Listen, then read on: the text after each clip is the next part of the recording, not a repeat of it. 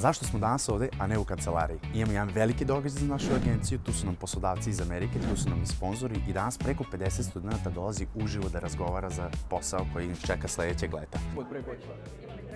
Pa onako, to, sve preporuke svima, svi idemo u Ocean City najjače leto ikada. Imam tremu, ali nema veze, sve će to proći u najboljem redu, ja sam sigurna. Bilo je super, uopšte nije bilo toliko strašno, jako je prijatna i ljubazna. Objasnim nešto malo više o sebi, oko čega sam strastven, gde idem u školu i ko sam, kada bih krenuo.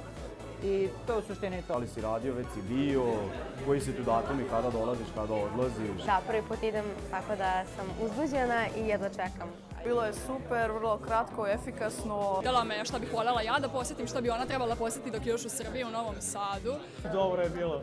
Bili su okej, bili su ljubazni, razumevanje za nas koji hoćemo da krenemo prvi put tamo, tako da super. Ja sam zadovoljan kako je prošlo. Ima li treme? Iskreno ima malo. Što treba da posjeti ovde u Srbiji.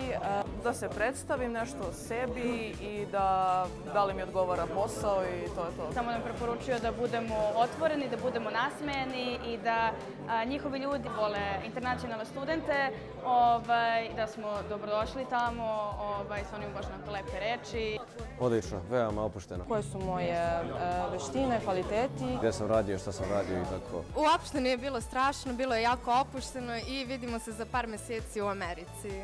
Predobro, znači poslodavac je predobar, toliko sam se osjećala onako opušteno, jako sam jako uzbudljiva, bukvalno, ali ne znam, toliko imaju puno razumevanja i ne znam, toliko mi je nekako bilo prelepo i ne znam, oduševljena sam bukvalno, jedva čekam da ode. Bilo je dobro, malo je bilo stresno, mene ovakve situacije stavljaju u stressful mod, ali bilo je zanimljivo i bilo je lepo iskustvo. Ta studiramo, da kažem nešto o sebi, pitala nas je omiljeni restoran gde smo radili i šta bi mogla da posjeti dok je još u Novom Sadu. Ima treme? Pa ima. Jel prvi put ne vidimo? Zašto sam izabrao Seattle? Da li se radujem što idem u Seattle? Da li sam ranije negde radio i to?